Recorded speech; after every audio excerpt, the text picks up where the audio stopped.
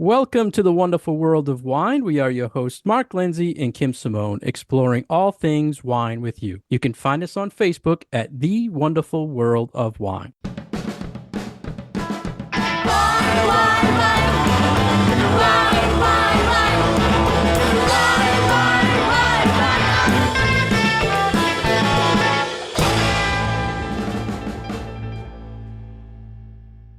Hello again, everybody, and welcome to the wonderful world of wine. How are you today, Kim? I'm great, Mark. Nice to talk to you again. And we have a few special guests on our show again today. Yeah, a lot of guests. And first, I have to say, as always, Kim and I are looking for topics to bring to our listeners in the wine world. And I was watching Chronicle TV on Channel 5 one night, Kim, and it was a wine-themed show. And I saw these women on this show, and I said to Kim, we have to get them on the show. So I want to welcome today Lisa Galloni and Maria Czyzewski. Is that right, Maria?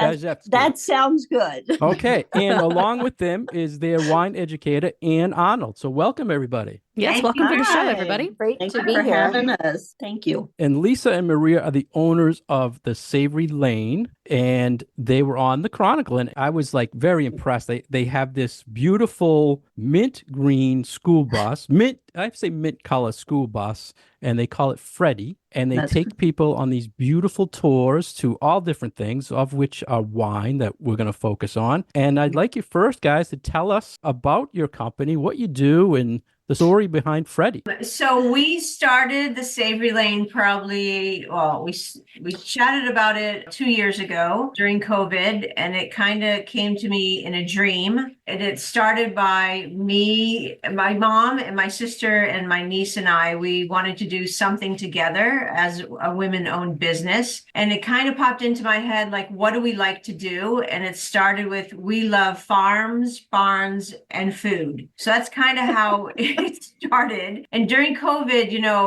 the other thing that we were very conscious about was these small businesses and farms that got devastated with COVID. And so we wanted to try and figure out a way to support other small local businesses, especially the farming industry, and then, get people together again because we were all so disconnected, and get them to get on a bus and take a trip somewhere and just have a really great time for however long they're on the bus. Put your phones down and sing and laugh. And so that's kind of how it started. Lisa doesn't stop. She comes up with these ideas, and we just went from there. It was great. Yeah. So I brought it to my sister. I was up till 3:00 in the morning, and I called her the next day. It's like, I have an idea. And so we met like every week and just talked about it. How do we get people from point A to point B? We grew up in New England. My parents brought us everywhere. We were in a van, 6 of us, driving to anywhere, snowshoeing up in the mountains, hiking, biking, you name it. Yeah. And so, we were trying to think, like, how do we get people to these really cool locations? And Freddie, the bus popped into our head.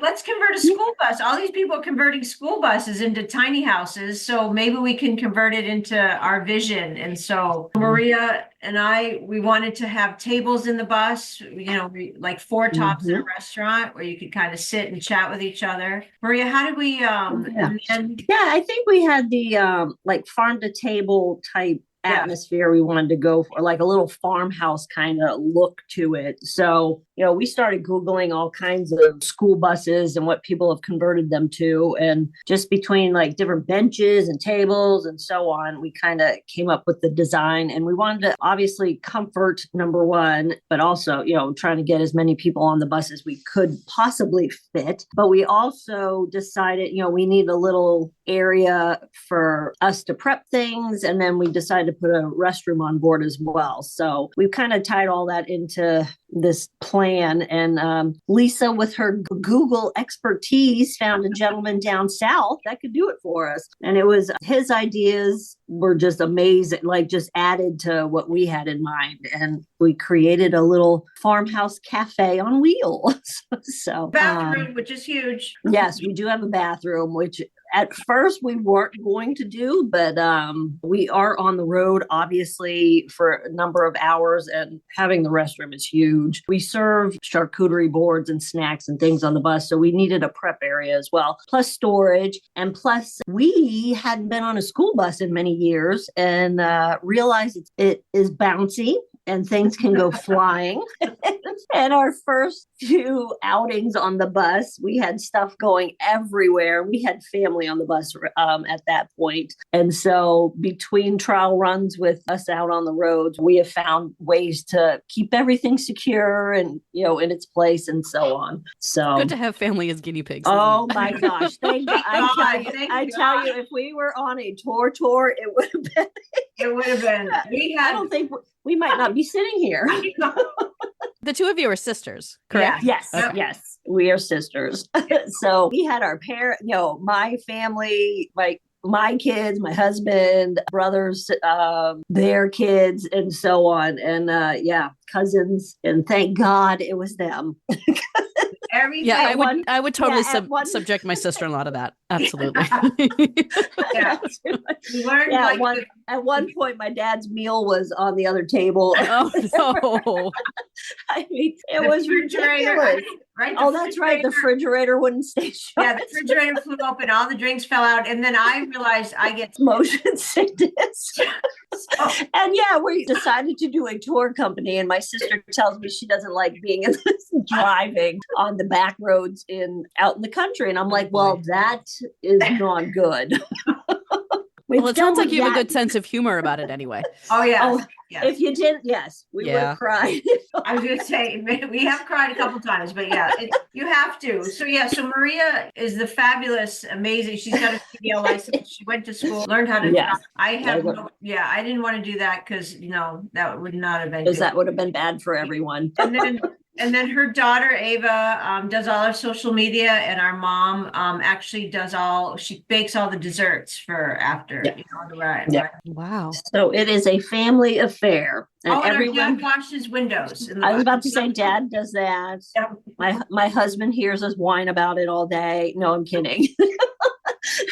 The difficulties of owning a school bus. But yes, it is a family affair, and I can't imagine going through it with anyone else. It's been awesome. Great journey. For our listeners, the Savory Lane does tours on their bus, Freddie, and brings people to wineries, distilleries. They just had a Valentine's Day chocolate and wine tasting. And one of the things I love that I saw when they highlighted you on Chronicles, that you quoted as saying you basically, like you were saying, did this to help support other businesses that were struggling to bring people to their businesses. So along with creating a business, you're supporting businesses. So I thought that was just really great. And it also is probably the reason why you reached out to Anne to partner with her for wine education, correct? Absolutely.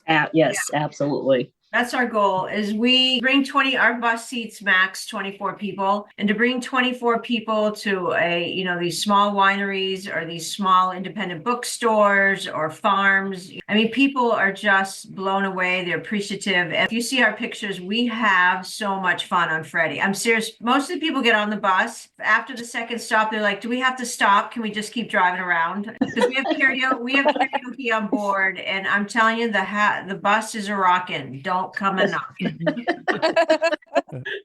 I wanted to follow up on that because you said it's fun, it's a great atmosphere, and you have this food, you have karaoke. And at one point you stated that unlike party buses, you don't want people like puking on the thing. No. It's not that type of bus.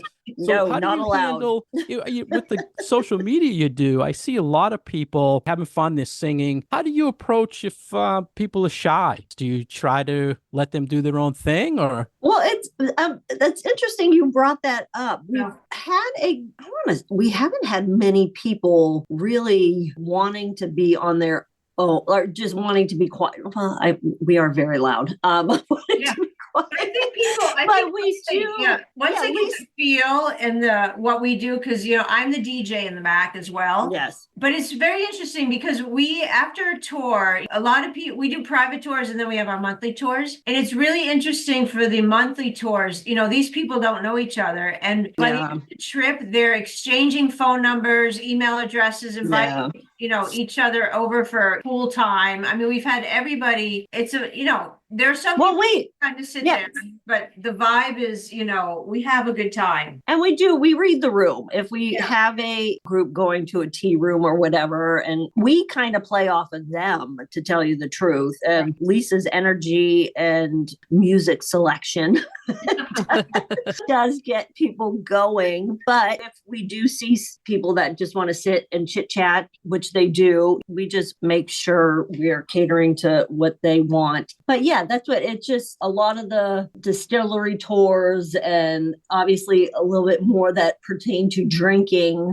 I want to say, we do have a little bit more of a crazy time than others. We control the consumption on the bus. We don't let anyone bring alcohol on the bus. We supply that. So, we do make sure everyone is in control and isn't, everyone's safe, and we're making sure everyone is watching what they are doing. But yeah, it just depends. And I do think it does depend on where we're going and what kind of mood not mood, but what kind of vibe we get from them. We've had people dancing down the aisle to people talking about the books they just bought. So it just depends on what we have, on who we have on board. Interesting, on the bus, we have 4 tops. So we have bench seating that fit 4 on one side, and then on the other side of the bus, there's 2 tops. And, if you have an odd number of people booked together, we've had other people having to sit with different group people they don't know, and so on. And I mean, immediately these people are chatting and friends. And I mean, it's so neat and so wonderful to see people, not on their phones and talking to one another. And it's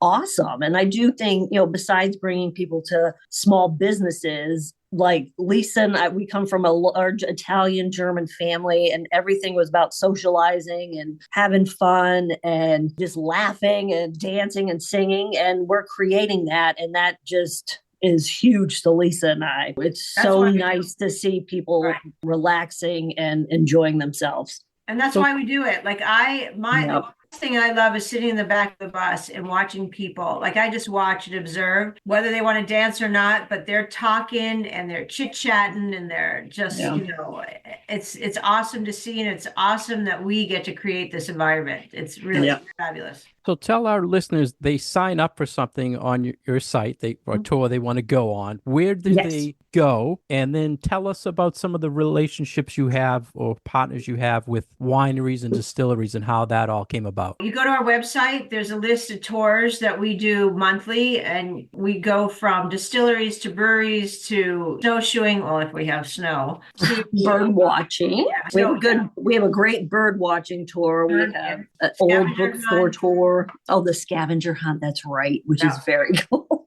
So yes, you can go and buy a ticket online at our website, and you can buy 1 ticket, you can buy 24 tickets, whatever you want. Those are our monthly tours. And from there, depending on where we're going on that tour is where we'll pick you up. So we do have a pickup in Windham, New Hampshire. We have a pickup in Andover, Mass, and a pickup in Amesbury, Mass. So just depending on which direction we're going that day is kind of where we'll grab everyone. And then we set out for the day. And I think so. Maria and I, before we even started putting tours together, we were driving in the car from winery to farm, like all over New England, and just going in and introducing ourselves and telling people what we're all about, and if they want to be a part of the tour, and how we have 24 people and this is what we're going to do. And so it's calling and emailing and driving around. I don't think a lot of people they didn't really understand. Our first tour was last October. So we've only been doing it for a year and a couple months now, but I don't think people really understood. They're like, a bus, what? And I go, Freddie, and Freddie's cool. And they're like, okay, whatever. But now that they see the Instagram, they see us pull up in Freddie, and they see everybody hanging out the windows singing whatever, Queen. So they get it now, like they really understand it. And that's how, we brought Anne. I met Anne at the Women's League, and I liked, number one, that she's women-owned business, and number two, she's small business, and then what she has to offer as a wine educator, because people really love our wine tours. People love wine, and they want to go out, and a lot of them don't know any of these wineries that we have. We have so many wineries in this area. Yes. It's unbelievable. That's a big, New England has a lot of, if you've been to Napa, that's one thing, but to have local wineries that you had no idea about is what was our goal, is bringing these people to those little areas and finding some good wine out there. I like the fact that Anne can, we don't necessarily have to go to a specific winery. Anne can bring all the different kinds, or bring us to a wine store and taste not only wines in New England, but all over the world. And then pair, who doesn't love wine and chocolate, or wine and pizza? So that's what intrigued me about Anne, and that's how we started working together.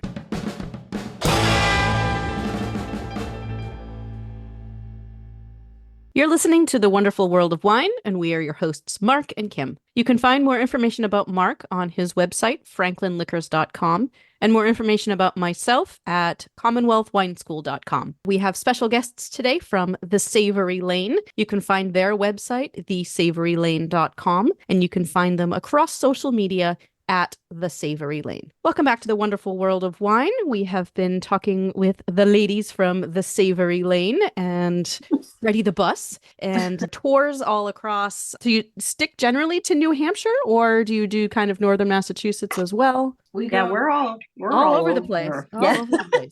And because we are a wine show, we brought on also their wine educator, who's actually a colleague of mine at the Commonwealth Wine School. So we have Anne Arnold also with us today. So hi, Anne. It was nice to talk to you. Hi, Kim. Yes. It is such a small world. It's great to collaborate in a different way than we do down in Cambridge. Yeah, I was so excited. I was at a Women's Business League meeting in Portsmouth, and Lisa was a guest and introduced what she did. And after the meeting, when we start networking, we basically beeline to each other because we realized that we needed to collaborate.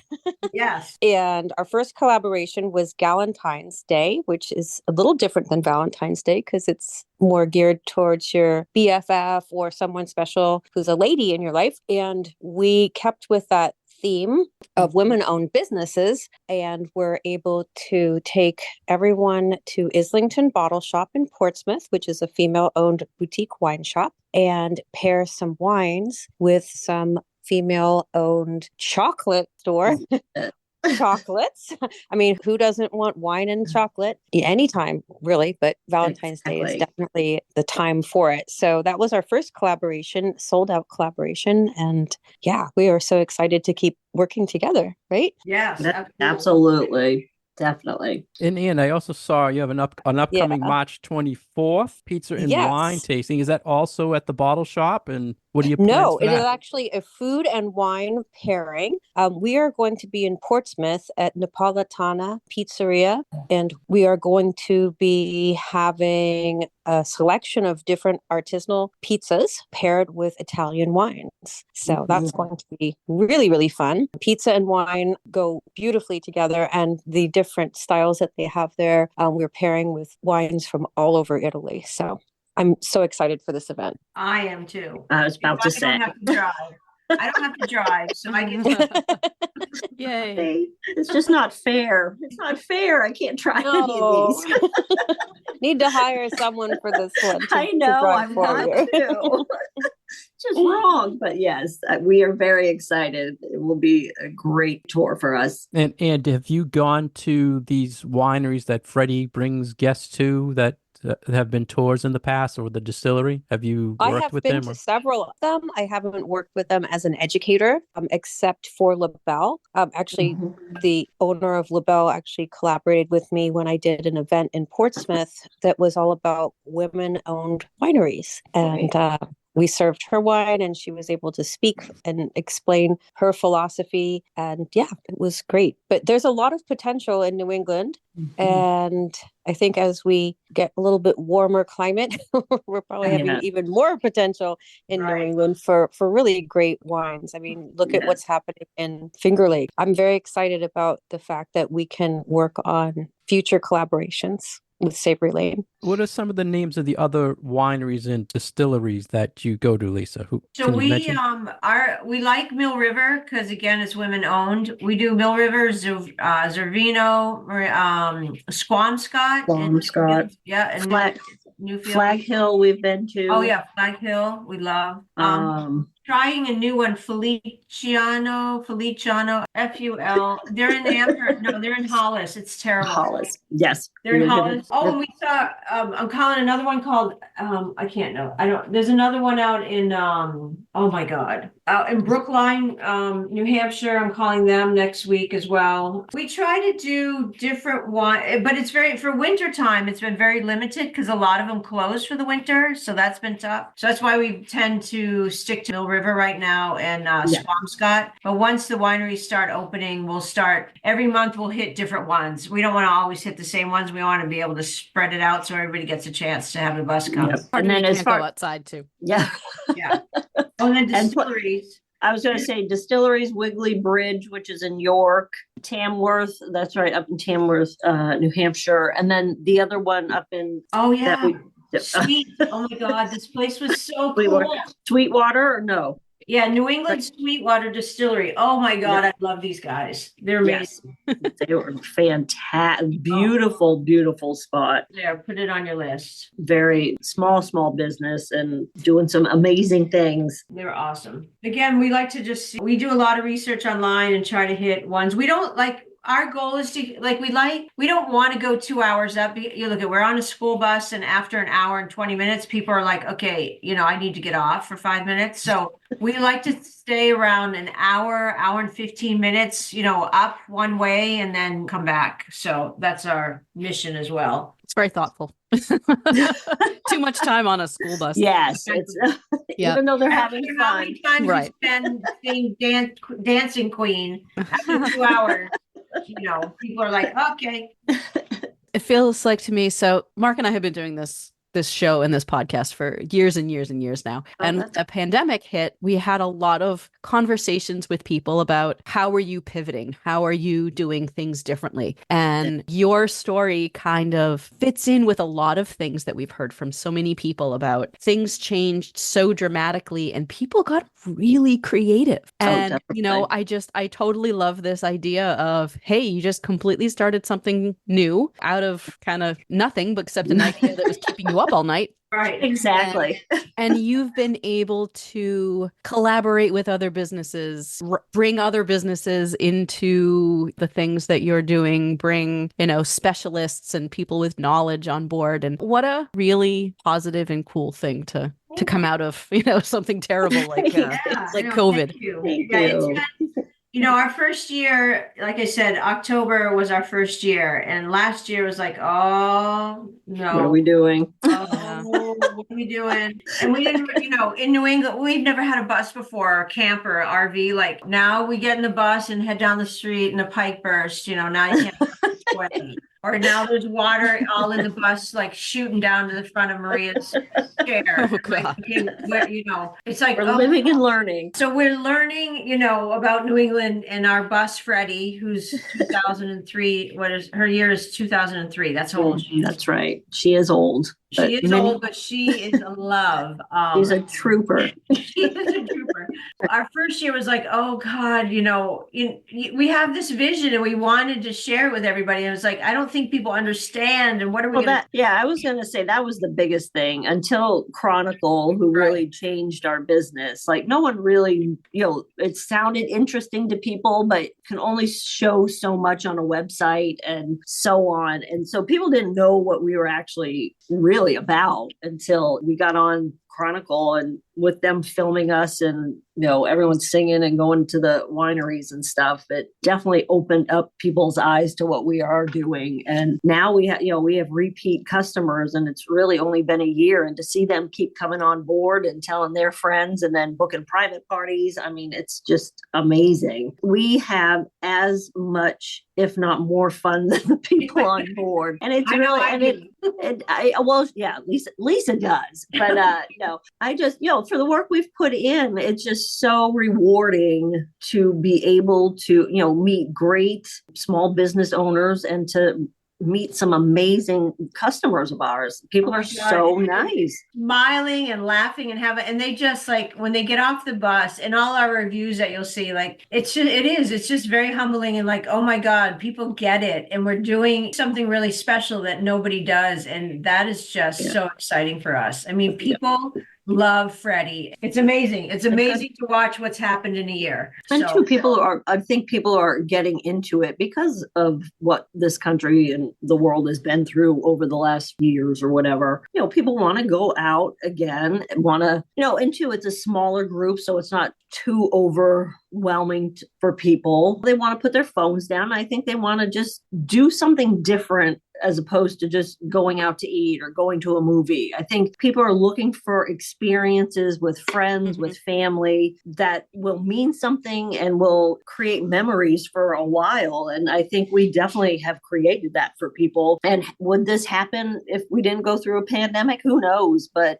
definitely the state that, some people were in, this definitely is a nice little outlet for them, I think. Well, it's a great story. The connection, how you have to ask. So Freddie, just because this is Freddie. I was going to ask him, like, you need to tell our listeners how Freddie got her name. So Freddie got her name. Our grandmother, Elfrida, she came over on a boat from Germany, and they landed in Lawrence, Mass. And then from there, she got married and married our grandfather. And then they moved to North Andover. And while he was in World War II fighting the war, she had two daughters, and she was like, I can't sit here. I need to do something. So she went to the bank by herself and took out a loan, and she opened her own business, the first woman in our family to own a business in 1950s. And she opened a hair salon, or her beauty shop. It was called Elfrida's Beauty Shop. She was in business for over 30 years. And then the person that she hired, Dennis, when he was 18, then took it over, and it just recently closed. So it's actually been in the same spot for, oh my God, 50 years. 50 years, I was going to say. So her nickname, Elfrida, her nickname was Freddie. So we named it after Graham, her nickname. So that's our story. Her legacy lives on every day. So when you walk on the bus, the picture above Maria is Graham, and she, she's with us all the time. Yep, she's up there. Oh my God, she loved to sing and dance in her custom. I was about to say. She's in the middle of the bus dancing with us. I know she is. And having a couple cases of wine. No, yes. I'm kidding.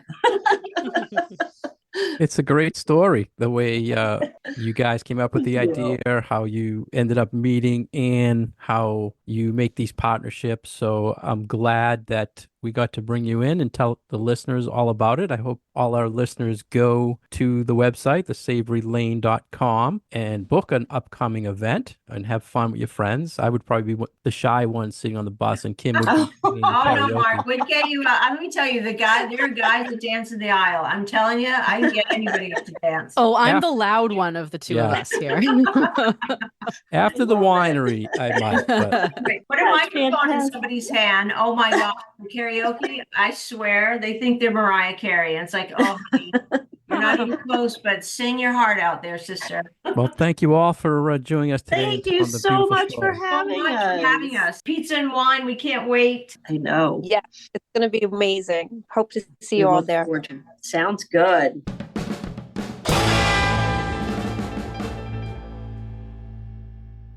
Thank you, everyone, for joining us today on the wonderful world of wine, and our special guests, Lisa Galloni, Maria Czyzewski, and Ann Arnold. If you want to reach the Savory Lane, they're at thesavorylane.com. You can reach Ann at her website, fromthevinetowine.com. We hope everyone takes advantage of these great tours. For more information about Kim, you can go to thecommonwealthwineschool.com. For more information about myself, please go to franklinliquors.com. Our program is supported by Franklin Public Radio. You can find us on Facebook at The Wonderful World of Wine. All our past episodes are on SoundCloud and iTunes.